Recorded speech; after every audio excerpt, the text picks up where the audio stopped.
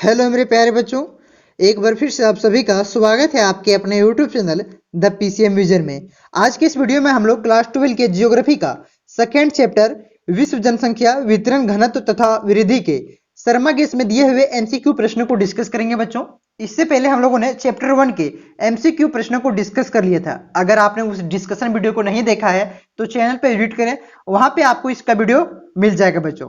देखिए बच्चों, शर्मा केस में आपका आंसर भी दिया हुआ है, ठीक ना, लेकिन यहाँ पे सारे प्रश्नों को हम समझाएंगे, उसके बाद उससे जुड़ी 3-4 पॉइंट जो रिलेटेड पॉइंट है बच्चों उसको बताएंगे, जो एग्जाम में आने की संभावना ज्यादा से ज्यादा होती है बच्चों, ठीक ना। तो वीडियो को अंत तक देखना है और वीडियो अच्छा लगे तो वीडियो को लाइक कर देना है। तो चलिए स्टार्ट करते हैं आज के प्रश्नों को।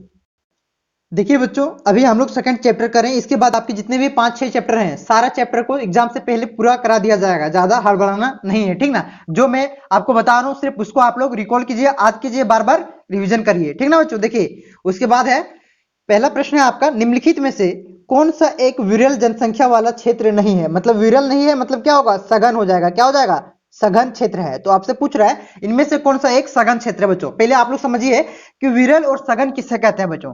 मान के चलिए दो बराबर क्षेत्रफल वाला एरिया है, ठीक ना, दो बराबर क्षेत्रफल वाला एरिया है और वही एक में 6 है, एक में 100 आदमी रहता है और एक में 50 व्यक्ति रहता है। तो इस क्षेत्र को हम लोग क्या कहेंगे, सघन क्षेत्र कहेंगे। जिसमें ज्यादा सेम क्षेत्रफल लिए हैं, जिसमें ज्यादा व्यक्ति रहता हो, मतलब जिसका जनसंख्या घनत्व ज्यादा हो उसको कहेंगे सघन क्षेत्र, और जिसका जनसंख्या घनत्व कम हो उसको क्या कहेंगे, विरल क्षेत्र कहेंगे। विरल मतलब जहां पे जनसंख्या कम हो, सीधा समझ लीजिए, लेकिन क्षेत्रफल भी बराबर रहना चाहिए, ठीक ना। तो देखिए बच्चों, यहाँ पे क्या है, एक विरल जनसंख्या वाला क्षेत्र नहीं है, मतलब एक सघन क्षेत्र है। तो दक्षिणी पूर्वी एशिया, जो आपका दक्षिणी पूर्वी एशिया है बच्चों, इधर वाला जो नीचे तरफ आपका जो दक्षिणी पूर्वी एशिया है बच्चों, भारत भी दक्षिणी एशिया में आता है, ठीक ना। तो वो विरल जनसंख्या वाला क्षेत्र नहीं है, मतलब सघन जनसंख्या वाला क्षेत्र है। क्लियर है आप लोग यहाँ पे। इसका राइट आंसर हो जाएगा option number 3 is right answer हो जाएगा। उसके बाद है जनसंख्या वितरण को प्रभावित करने वाले कारकों में सबसे महत्वपूर्ण कारक कौन सा है। तो जनसंख्या वितरण को प्रभावित करने वाले सबसे महत्वपूर्ण कारक क्या है बच्चों, जलवायु। क्या है, जलवायु आपका सबसे महत्वपूर्ण कारक है बच्चों। क्लियर है आप लोग यहाँ तक। उसके बाद है जनसंख्या वितरण के आर्थिक कारकों में निम्न में से कौन से प्रमुख कारक है। तो अस्थायी कृषि का उद्भव, ये भी प्रमुख कारक है बच्चों। औद्योगिकीकरण, ये भी प्रमुख कारण है, और नगरीकरण, ये भी आपका प्रमुख कारण है बच्चों। तो इसका राइट आंसर हो जाएगा ऑप्शन नंबर 4 उपयुक्त सभी हो जाएगा। क्या हो जाएगा, उपयुक्त सभी इसका राइट आंसर हो जाएगा। उसके बाद नेक्स्ट है, उसके बाद है बच्चों, निम्नलिखित में से कौन सा एक तथ्य सही नहीं है। मतलब यहाँ पे 4 तथ्य आपको दिए गए हैं, तो कौन सा गलत है सो पूछा जा रहा है आपसे। तो देखिए बच्चों, पहला है विगत 500 वर्षों में मानव की जनसंख्या 10 गुना से अधिक बढ़ गई है। देखिए बच्चों, ये आपका राइट आंसर है। मतलब ये 500 ठीक बोल रहा है, ये आपका 500 वर्षों में देखिए 10 गुना ज्यादा बढ़ गया है। अभी वर्तमान में लगभग 808 है, यानी कि 800 करोड़ विश्व की जनसंख्या पहुंच गई है बच्चों, ठीक ना। उसके बाद है विश्व जनसंख्या में प्रतिवर्ष 8 करोड़ लोग जुड़ जाते हैं। हाँ, ये भी सही है, प्रतिवर्ष कितना, 8 करोड़ लोग जुड़ जाते हैं बच्चों, यानी कि 10 साल में जनसंख्या होती है तो लगभग 80 से 100 करोड़, 80 से 100 करोड़ लोग जन्म लेते हैं, मतलब बढ़ जाता है जनसंख्या प्रत्येक साल। उसके बाद है 5 से 6 अरब तक बढ़ने में जनसंख्या 100 वर्ष लगे थे। ये गलत बात है, ये मात्र 10 साल लगे थे। कितने, 10 साल लगे थे 5 से 6 अरब जनसंख्या होने में। क्लियर है आप लोग यहाँ तक। तो ये आपका राइट आंसर हो जाएगा, ये सही कथन नहीं है। उसके बाद ये आपका 4 नंबर वाला भी सही कथन होगा। क्लियर है आप लोग यहाँ तक। नेक्स्ट है, संसार में सबसे अधिक जनसंख्या वाला महाद्वीप अथवा महादेश कौन है बच्चों। तो सबसे अधिक जनसंख्या वाला कौन है बच्चों, आपका एशिया है, क्योंकि इसी में आपका चीन और भारत भी इसी में आपका आता है बच्चों, ठीक ना। तो सबसे अधिक जनसंख्या वाला देश अगर पूछे तो आपका हो जाएगा चीन, और दूसरा नंबर में हमारा आता है भारत, और सबसे अधिक जनसंख्या वाला महादेश पूछे तो आपका हो जाएगा एशिया, और सबसे कम आपका शायद अफ्रीका आता है। इसमें थोड़ा कंफ्यूजन है, अफ्रीका है कि उत्तरी अमेरिका, शायद अफ्रीका ही है। तो इसे अगर गलत होगा तो कमेंट बॉक्स में आप लोग जरूर कमेंट करिएगा, ठीक ना। तो अफ्रीका ही शायद है। तो उसके बाद है बच्चों, निम्नलिखित में से किस महाद्वीप में जनसंख्या वृद्धि सर्वाधिक है। तो मतलब कहां तेजी से जनसंख्या वृद्धि हो रहा है बच्चों, तो कहां पे हो रहा है, अफ्रीका में हो रहा है सबसे तेजी से जनसंख्या वृद्धि। और सबसे कम कहां पे हो रहा है, सबसे कम आपका यूरोप में हो रहा है। कहां पे, यूरोप में आपका हो रहा है बच्चों, ठीक ना। यहाँ पे देखिए यूरोप लिखा हुआ है, यूरोप में हो रहा है। यही वही वही प्रश्न है आपका, किस महाद्वीप में जनसंख्या वृद्धि दर न्यूनतम है? जहां पे पढ़े लोग के लिखे लोग जब से विकसित कंट्री है बच्चों, वहां पे जनसंख्या वृद्धि दर एकदम न्यूनतम है, सबसे कम है, क्योंकि वो लोग जानते हैं पढ़ाई उड़ाई में कितना खर्च होता है, इसलिए सबसे कम परिवार नियोजन को उन लोग स्थिति को समझते हैं, ठीक ना। उसके बाद है जनसंख्या वितरण को प्रभावित करने वाले निम्न में से कौन से कारक हैं? तो जलवायु, नगरीकरण, औद्योगिकीकरण, उपयुक्त सभी, ये सभी आपका है, लेकिन सबसे मुख्य है आपका जलवायु बच्चों। सबसे मुख्य क्या है आपका? जलवायु है, जो जनसंख्या वितरण को प्रभावित करता है। क्लियर है? नेक्स्ट है, संसार के किस महाद्वीप पर लोगों का अस्थायी निवास नहीं है? मतलब वहां पे लोग अस्थायी रूप से नहीं रहते हैं, ठीक ना, आते हैं चले जाते हैं। तो कहां पे? अंटार्कटिका में। देखिए बच्चों, अंटार्कटिका में बहुत ही ज्यादा बर्फ है। अगर क्लास 12 का एक चैप्टर पढ़े होंगे आपने, इंड क्या है, द इंड ऑफ अर्थ, इसी तरह से कुछ चैप्टर है जिसमें टिसानी जोशी कुछ रहता है, इसी तरह से नाम, जो बच्चों को घुमाने के लिए बच्चों को घुमाने नहीं, अपने घूमने के लिए जाती कहां पे? अंटार्कटिका। तो वहां पे अस्थायी रूप से लोगों का निवास है बच्चों, अस्थायी रूप से नहीं है, क्योंकि वहां पे खाली बर्फ है, सिर्फ और सिर्फ आपका क्या है? बर्फ है, ठीक ना। उसके बाद है, निम्न में से कौन सघन जनसंख्या, देखिए सघन जनसंख्या वाला क्षेत्र आपसे पूछा गया, वहां पे क्या था? विरल जनसंख्या वाला क्षेत्र था, ठीक ना। विरल जनसंख्या वाला क्षेत्र नहीं है, और यहाँ पे क्या पूछा आपसे? सघन जनसंख्या वाला क्षेत्र है, यानी कि वही दोनों प्रश्न सेम टू सेम है बच्चों, ठीक ना। इसका क्या हो जाएगा यहाँ पे? तो इसका राइट आंसर हो जाएगा बच्चों दक्षिणी पूर्वी एशिया। क्या हो जाएगा? दक्षिणी पूर्वी एशिया इसका राइट आंसर हो जाएगा, जो हम लोगों ने पहले भी पढ़ा था बच्चों, ठीक ना। उसके बाद है, देखिए फिर वही विरल जनसंख्या वाला क्षेत्र नहीं है, वही प्रश्न है आपका। तो विरल जनसंख्या वाला क्षेत्र नहीं है, मतलब सघन है, सघन जनसंख्या वाला क्षेत्र है। तो इसका राइट आंसर हो जाएगा दक्षिणी पूर्वी एशिया क्षेत्र, ठीक ना। क्या हो जाएगा? दक्षिणी पूर्वी एशिया क्षेत्र इसका राइट आंसर हो जाएगा। दोनों प्रश्न सेम था। यहाँ पे क्या है? सघन जनसंख्या वाला क्षेत्र है, और यहाँ पे विरल नहीं, तो विरल नहीं तो क्या होगा? सघने होगा ना। दोनों प्रश्न एक ही, तीन को प्रश्न एक ही है, तीनों प्रश्न आपका सेम टू सेम था। उसके बाद है, सिर्फ पूछने का तरीका अलग था, ये दोनों प्रश्न का उल्टा पूछा था, लेकिन प्रश्न आपका वही था। देखिए प्रश्न को आप कहां से समझ गए होंगे, किस तरह से प्रश्न को घुमाया जाता है। उसके बाद है, विश्व में किस क्षेत्र में सर्वाधिक जनसंख्या केंद्रित रहती है? तो किस क्षेत्र में रहती है बच्चों? मैदानी क्षेत्र में। कहां पे? मैदानी क्षेत्र में सर्वाधिक जनसंख्या केंद्रित रहती है। क्लियर है आप लोग यहां तक? उसके बाद है, उच्च जन्म दर, उच्च मृत्यु दर वाला महाद्वीप कौन सा है? तो सबसे उच्च जन्म दर वाला महाद्वीप क्या है आपका? अफ्रीका है। कौन सा है? अफ्रीका आपका सबसे उच्च जन्म और मृत्यु, दोनों जन्म और मृत्यु दर वाला महाद्वीप है, ठीक ना। उसके बाद है, 100% शहरी जनसंख्या वाला देश कौन सा है? तो आपका सिंगापुर, माफ कीजिएगा, सिंगापुर आपका 100% शहरी जनसंख्या वाला क्षेत्र बच्चों। यहाँ पे आपका गांव नहीं है, गांव का कोई नाम निशान नहीं है, समझ गए ना। बहुत ही ज्यादा विकसित कंट्री है ये। क्लियर है आप लोग यहाँ तक? उसके बाद है, विश्व में सर्वाधिक जनसंख्या वाला देश कौन सा है? तो पहले भी आपको बता चुके हैं, चीन है पहला नंबर में। सर देश में आपके यहाँ पे महादेश नहीं पूछा, महादेश में एशिया हो जाता है, ठीक ना। और आपका जो भारत देश में आता है बच्चों, ये दूसरा नंबर पे आता है, दूसरा नंबर में, पहला नंबर पे आपका चीन और दूसरा नंबर में हमारा भारत आता है बच्चों। भारत की जनसंख्या इस प्रकार से बढ़ रही है बच्चों कि कुछ दिनों में अगर ऐसा हो सकता है कि हम लोग चीन को भी पीछे छोड़ दें, ठीक ना, ऐसा भी हो सकता है।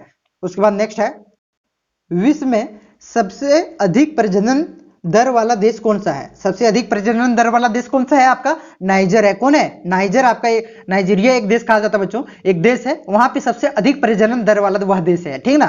समझ गए होंगे प्रश्न को, आपको ज्यादा डिफाइन तो नहीं कर सकते इस प्रश्न को, आप लोग समझ ही गए होंगे।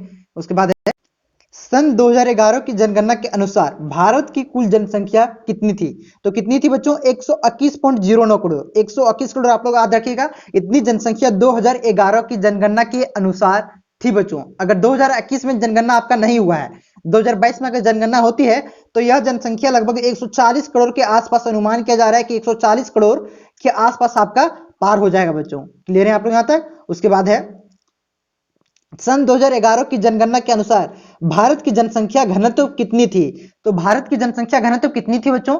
आप लोग बताइएगा कमेंट बॉक्स में, आपको इसका आंसर बताना है, भारत की जनसंख्या घनत्व कितनी थी, क्योंकि ये प्रश्न आपका मॉडल क्वेश्चन पेपर में भी था बच्चों। सॉरी, आंसर तो मैंने यहाँ पे भी कर दिया ना, कोई बात नहीं, चलिए इसको नहीं बताइएगा, नेक्स्ट प्रश्न आपको देंगे, ठीक ना। ये जो क्वेश्चन आप लोग देख रहे हैं बच्चों, इसका आंसर ऑप्शन नंबर ए हो जाएगा, 382 वर्ग किलोमीटर स्क्वायर प्रति व्यक्ति, ठीक ना। तो ये प्रश्न आपका मॉडल पेपर में भी था बच्चों, ये आप लोग रट लीजिए, ये आपका आने की संभावना ज्यादा है, और ये आपका पूछा भी जाता है कंपटीशन एग्जाम में भी, ठीक ना। देखिए उसके बाद है, 2001 की जनगणना के अनुसार निम्नलिखित में से किस राज्य की नगरीय जनसंख्या का अनुपात सर्वाधिक था? तो पूछ रहा है 2001 की जनगणना, 2011 नहीं, 2001 की जनगणना के अनुसार कौन से राज्य की नगरीय जनसंख्या का अनुपात सर्वाधिक था बच्चों? तो इसका राइट आंसर हो जाएगा केरल। किसका था? केरल। जहां पे साक्षरता दर, देखिए साक्षरता दर मतलब सबसे ज्यादा पढ़े लिखे लोग कहां पे हैं? तो केरल में लगभग 96%। 96% उसकी साक्षरता दर है बच्चों, मतलब 100 में 96 व्यक्ति वहां पे पढ़े लिखे हैं। सबसे ज्यादा साक्षरता दर कहां पे है? हमारा केरल राज्य का, और सबसे कम बिहार का है। क्लियर है?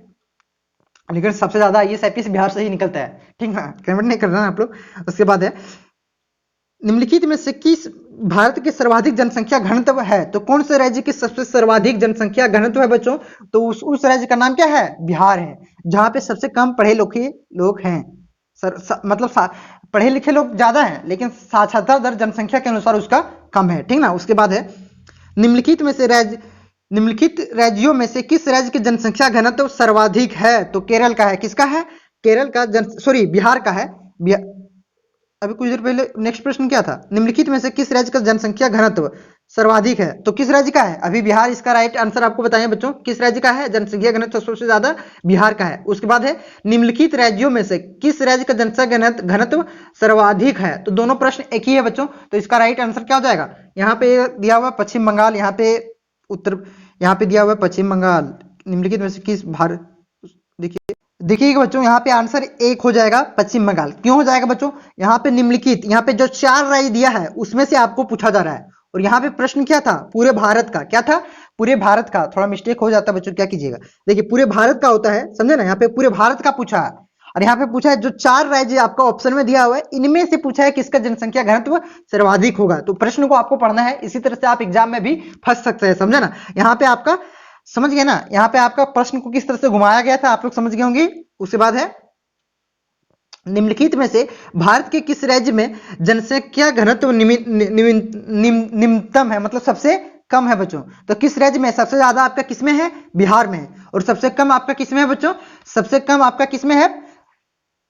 अरुणाचल प्रदेश में। कहां पे है सबसे कम? अरुणाचल प्रदेश में बच्चों। उसके बाद नेक्स्ट है निम्नलिखित में से किस देश की में न्यूनतम जन्म दर पाई जाती है? तो किस देश में न्यूनतम जन्म दर पाई जाती है बच्चों?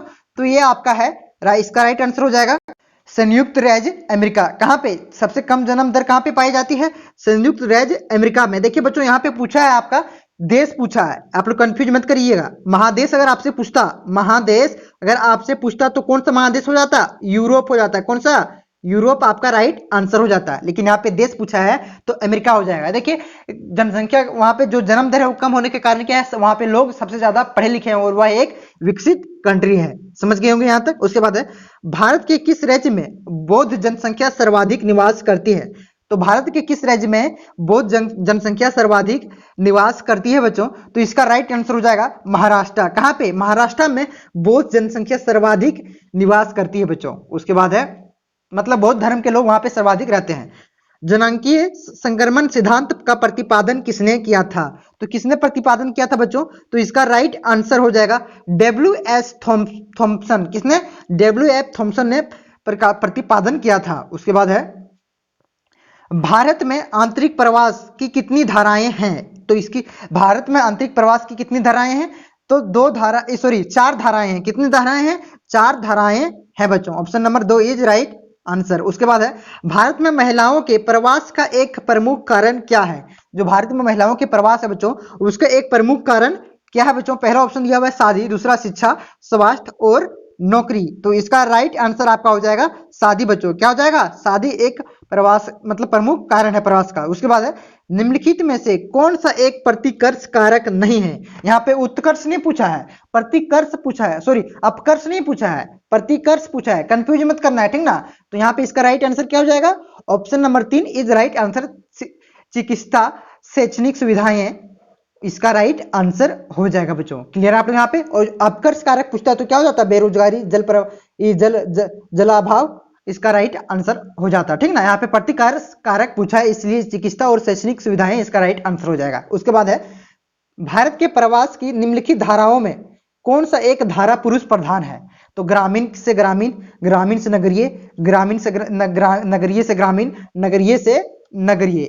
तो पुरुष प्रधान आपसे पूछा है बच्चों, तो पुरुष प्रधान कौन सा है? तो इसका राइट आंसर हो जाएगा ग्रामीण से नगरीय। Option number 2 is right answer. अब आता है आपका वन लाइनर प्रश्न बच्चों, जो आपके एग्जाम की दृष्टि से बहुत ही ज्यादा महत्वपूर्ण हो जाता है, और इसे फटाफट सिर्फ आप लोग सुनते जाइएगा, सारा याद हो जाएगा, बीच में याद करने का प्रयास बिल्कुल भी नहीं करिएगा। एक बार वीडियो खत्म हो जाने दीजिए। इसका पीडीएफ आपको टेलीग्राम ग्रुप के टेलीग्राम ग्रुप में मिल जाएगा, जिसका लिंक डिस्क्रिप्शन में दिया हुआ है। वहां से आपको इसका पीडीएफ मिल जाएगा, वहां से आप लोग याद कर लीजिएगा बच्चों। जो प्रश्न आपको वहां पे कंफ्यूजन होगा, फिर से एक बार वीडियो को आप लोग देख लीजिएगा, ठीक ना। बीच में याद करने का प्रयास कीजिएगा तो सारा भूल जाइएगा। तो देखिए बच्चों, पहला है प्रति वर्ग किलोमीटर पर क्षेत्र में निवास करने वाले व्यक्तियों की संख्या को क्या कहते हैं? तो इसको क्या कहते हैं? जनसंख्या कहते हैं बच्चों। जैसे कि हम लोगों ने पढ़ा था, भारत की जनसंख्या कितनी है? 382 किलोमीटर पर किलोमीटर स्क्वायर है। कितनी है? पर किलोमीटर स्क्वायर, यानी कि 1 किलोमीटर एरिया में कितने लोग रहते हैं? 382 लोग रहते हैं। इसी को क्या कहते हैं बच्चों? जनसंख्या घनत्व कहते हैं। उम्मीद करते हैं बच्चों यहां समझ में आ गया होगा। उसके बाद नेक्स्ट है, जल की उपलब्धता, भू आकृति, जलवायु तथा मृदा जनसंख्या वितरण को प्रभावित करने वाले कौन से कारण है? तो देखिए बच्चों, भू आकृति क्या है? ये भौगोलिक है ना। जलवायु भी क्या है? ये आप भूगोल में पढ़ते हो कि नहीं? मृदा भी क्या है? एक भौगोलिक है। जनसंख्या वितरण को प्रभावित करता है, तो ये सब क्या कहलाएगा? भौगोलिक कारक ही कहलाएगा। तो क्या कहलाएगा? यहाँ पे क्या हो जाएगा? भौगोलिक कारक हो जाएगा आपका। यहाँ पे आप लोग देख सकते हैं। उसके बाद है खनिज नगरीयकरण, औद्योगिकरण आदि जनसंख्या वितरण को प्रभावित करने वाले कारक क्या है? देखिए, खनिज आपका जो हो गया बच्चों, नगरीकरण। देखिए, आप लोग खनिज देखे होंगे तो यहाँ पे भौगोलिक मार दीजिएगा। यहाँ पे नगरीकरण भी दिया है और औद्योगिकरण भी दिया हुआ है, जो आर्थिक से रिलेट करता है बच्चों। तो ये आपके यहाँ क्या हो जाएगा? आर्थिक कारक हो जाएगा, ठीक ना। जनसंख्या वितरण को जो प्रभावित करते हैं। उसके बाद नेक्स्ट है बच्चों, समय के 2 अंतराल के बीच एक क्षेत्र विशेष में होने वाली जनसंख्या में परिवर्तन को क्या कहा जाता है? तो देखिए बच्चों, जनसंख्या में परिवर्तन कहा, देखिए क्या लिखा गया? 2 अंतराल के बीच एक क्षेत्र में जनसंख्या में परिवर्तन को क्या कहा जाता है? तो उसे कहा जाता है जनसंख्या वृद्धि कहा जाता है। क्या कहलाता है? जनसंख्या वृद्धि कहा जाता है। 2 समय अंतराल के बीच, मतलब 10-10 साल में जो आप लोग देखते हैं बच्चों, जो जनसंख्या में परिवर्तन होता है, तो घटता तो नहीं है। घटता है क्या? नहीं घटता ना, तो बढ़ता ही है। तो इसे क्या कहेंगे? जनसंख्या वृद्धि कहेंगे बच्चों। क्लियर है आप लोग यहां तक? उसके बाद है जन्म दर और मृत्यु दर के अंतर को क्या कहा जाता है? तो इसके अंतर को प्राकृतिक जनसंख्या वृद्धि कहा जाता है बच्चों। देखिए, आपसे पूछा, इस तरह से आपसे ऑब्जेक्टिव क्वेश्चन में पूछा जाएगा, जन्म एवं मृत्यु दर के अंतर को कहते हैं। तो आपका 4 ऑप्शन रहेगा। क्या कहते हैं? जनसंख्या वृद्धि कहते हैं, प्राकृतिक जनसंख्या वृद्धि कहते हैं, और इसी तरह से 4 ऑप्शन आपका रहेगा बच्चों। तो आपका राइट आंसर हो जाएगा प्राकृतिक जनसंख्या वृद्धि। नेक्स्ट है, किस जनसंख्या वाला महादेश कौन है? निम्न जनसंख्या वाला महादेश कौन है बच्चों? तो यहाँ पे महादेश पूछा है, ऑस्ट्रेलिया एवं नजदीकी द्वीप समूह ओशिनिक, तो महादेश पूछा है, तो इसका राइट आंसर क्या हो जाएगा? ऑस्ट्रेलिया एवं नजदीकी द्वीप महासमूह। ये थोड़ा कंफ्यूजन वाला है, इसको आप लोग मिला लीजिएगा, नहीं तो इसका राइट आंसर हम लोग कमेंट में पिन कर देंगे, ठीक ना। ये थोड़ा कंफ्यूजन वाला है, इसको रहने दीजिए, ठीक ना। ये कंफ्यूजन वाला है, ठीक ना। सही है कि नहीं कह नहीं सकते, थोड़ा मिलाए नहीं हम। उसके बाद है, विश्व की सबसे अधिक जनसंख्या कौन से द्वीप में निवास करती है? एशिया में। और कौन सा देश में? अगर देश पूछा जाए तो चीन, ठीक ना। उसके बाद है, प्रदेश के आर्थिक संसाधनों की क्षमता तथा वहां की संपूर्ण जनसंख्या का अनुपात को क्या कहते हैं? जनसंख्या के अनुपात को क्या कहते हैं? आर्थिक घनत्व कहते हैं। क्या कहते हैं? आर्थिक घनत्व कहते हैं। उसके बाद है, चीन की जनसंख्या के बाद, देखिए चीन 1 नंबर में है, तो भारत कितना नंबर में है? 2 नंबर में है। भारत का विश्व में स्थान है, तो कितना स्थान है? दूसरा स्थान है। क्लियर है आप लोग यहां तक? उसके बाद है, जनसंख्या परिवर्तन के 3 प्रमुख घटक हैं, तो जन्म दर, मृत्यु दर और प्रवास।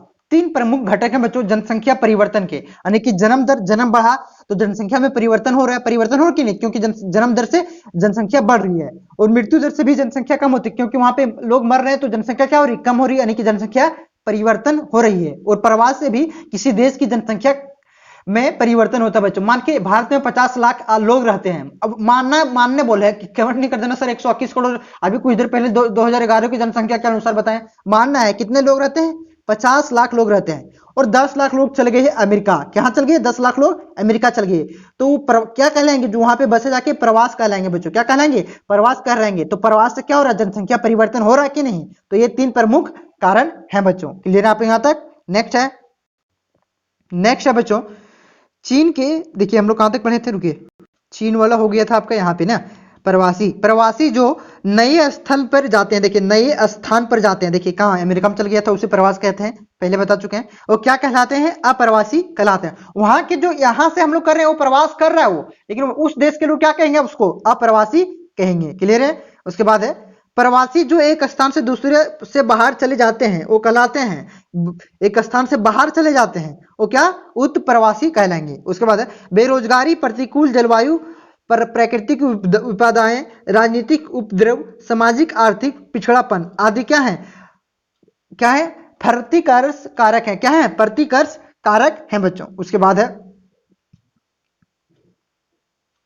बेहतर अवसर, अच्छा रहन सहन, शांति, स्थायित्व, सुरक्षा, अनुकूल जलवायु आदि है, क्या है, अपकर्ष कारक है। और ये सब क्या थे आपका, प्रतिवर्ष प्रतिकर्ष कारक थे। ये सारा कुछ याद कर लेना है, इस तरह से प्रश्न आता है, इनमें से कौन प्रतिकर्ष कारक है, इस तरह। और ये सारा आपका एक ऑप्शन इनमें से रहेगा और 3 आपका अपकर्ष कारक का ऑप्शन दे दिया जाएगा, ठीक ना। तो ये आपका कौन से प्रतिकर्ष कारक है, कौन से अपकर्ष कारक है, ये सब आपको याद कर लेना है बच्चों, ये सब सभी आपको, ठीक ना। ये प्रश्न में आपके पूछे जा सकते हैं। उसके बाद है जननांगीय संक्रमण की डैश अवस्था में प्रजनन दर उच्च होती है, साथ ही मृत्यु दर भी उच्च होती है। प्रथम, तो कौन सी अवस्था में, प्रथम अवस्था में, कौन सी अवस्था में, प्रथम अवस्था में। उसके बाद है जननांगीय संक्रमण की द्वितीय अवस्था में प्रजनन दर उच्च होती है तथा मृत्यु दर क्या होती है, कम होती है। प्रथम अवस्था में क्या होती थी, दोनों उच्च होती थी, मृत्यु भी आपका उच्च होता था और आपका जो है जन्म दर भी उच्च होता था। लेकिन यहाँ पे क्या होती है, द्वितीय अवस्था में सिर्फ जन्म दर उच्च होता है बच्चों, प्रजनन दर उच्च होती है और मृत्यु दर मतलब क्या होता है आपका, कम होता है। क्लियर है आप लोग यहाँ तक। जननांगीय संक्रमण में सारा आपको सुनना याद हो जाएगा। जननांगीय संक्रमण की तृतीय अवस्था में जन्म दर, कौन सी अवस्था में, तृतीय अवस्था में जन्म दर क्या होता है और मृत्यु दर दोनों अधिक घट जाती, क्या होती है, दोनों घट जाते हैं बच्चों। प्रथम अवस्था में हम लोगों ने क्या पढ़ा था, दोनों बढ़ जाती है। द्वितीय अवस्था में क्या पढ़ा था, मृत्यु दर घट जाती है। मृत्यु दर यहां लिख देते हैं जन्म दर, यहाँ पे मृत्यु दर। फर्स्ट अवस्था में क्या होती है, दोनों आपका बढ़ जाता है, दोनों आपका बढ़ जाता है।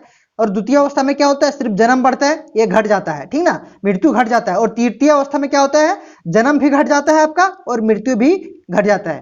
क्लियर है आप लोग यहाँ तक। उसके बाद है विगत 500 वर्षों में मानव जनसंख्या कितना हुआ है, 10 गुना। अभी पहले ही प्रश्न आपका था, कितना बढ़ गया है, 10 गुना अधिक बढ़ी है।